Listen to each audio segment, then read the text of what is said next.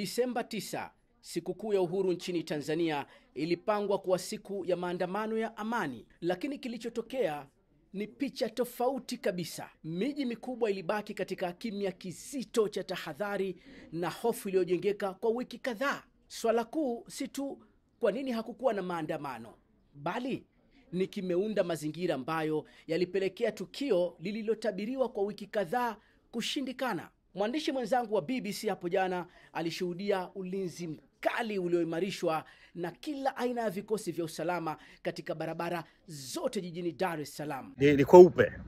Hali iko hivi, Makonde tumepita hapo, pako hivyo, tulikuwa Goba, tumekuwa Changanyikeni, Mlimani City pale, Ubungo, tumekwenda Kimara, mwisho kabisa paka Kibamba kule, patulivu. Kabla ya hapo tulikuwa Tabata, kote huko ni patulivu kabisa. Kwa kiasi kikubwa ni kwa sababu ya wingi wa askari polisi ambao tumekutana nao.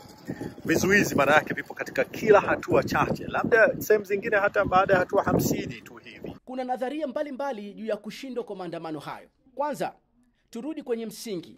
Kivuli cha Oktoba tarehe 29 bado kinaitawala Tanzania. Watu wengi walipoteza maisha yao mikononi mwa polisi na wengine wengi walijeruhiwa. Kulitokea uharibifu mkubwa wa mali na kusitishwa kwa huduma za interneti, usambazaji wa vyakula na bidhaa nyingi za msingi. Sasa kwa Watanzania, wazo la kurudia matukio hayo halikuwa la hamasa, bali jeraha la kikatili lisilotibika. Ni rahisi kwa Gen Z mitandaoni kudai tunatoka tena barabarani, lakini kwa jamii zilizoathirika, akili ya kujilinda ilishinda tamaa ya kupambania uhuru wao.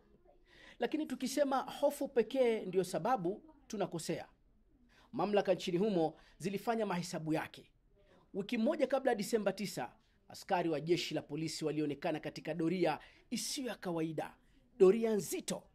Kauli ya Rais Samia akitetea hatua zilizochukuliwa Oktoba 29 ilikuwa na athari kwa walengwa wa maandamano.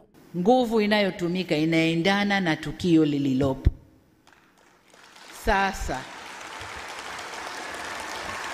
tunapoambiwa kwamba tulitumia nguvu kubwa sana kwenye tukio lile, nguvu ndogo ilikuwa ni ipi? Maelfu ya vijana waliokamatwa baada ya Oktoba 29 ndio wameachiliwa huru juzi tu baada ya msamaha wa Rais Samia. Wazazi wao lakini wanajua uchungu na gharama iliyowakodolea jicho kukabiliwa na shtaka ambalo halina dhamana, na hukumu yake ni kunyongwa hadi kufa. Vijana wengi punde tu walipoachiliwa huru wametangaza kutojihusisha tena na siasa. Mimi sina chama chochote cha siasa na wala sijihusishi na siasa kwa namna yoyote ile. Kushiriki maandamano kunaweza kukugharimu maisha yako, lakini hapa ndipo ukweli mkali zaidi unapojitokeza. Sasa kimya cha Disemba 9 hakimaanishi kwamba watu hawana malalamiko. Kina maana tu kuwa watu hawako tayari kulipa gharama ya kuyasema hadharani bado.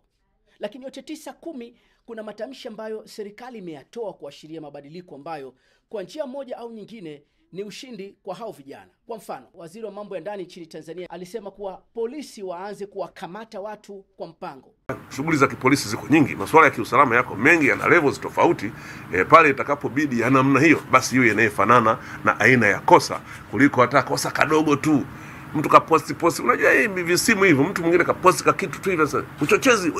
Hapana, hii tumekubaliana na hili haliwezi kuwepo kabisa katika kipindi hiki. Wachambuzi wanasema kutofanyika kwa maandamano hakumaanishi ni mwisho wa mjadala wa kiraia, na badala yake inaweza kuwa ni fursa kwa serikali na wananchi kufikiria upya zile njia mbadala za kuwasilisha maoni yao, kuimarisha majadiliano halali na kujenga misingi imara ya haki za kujieleza. Kwa ujumla, maandamano ya Disemba 9 hayakushindikana, si kwa sababu kwa wananchi hawana malalamiko, wala si kwa uoga wa waandaaji pekee.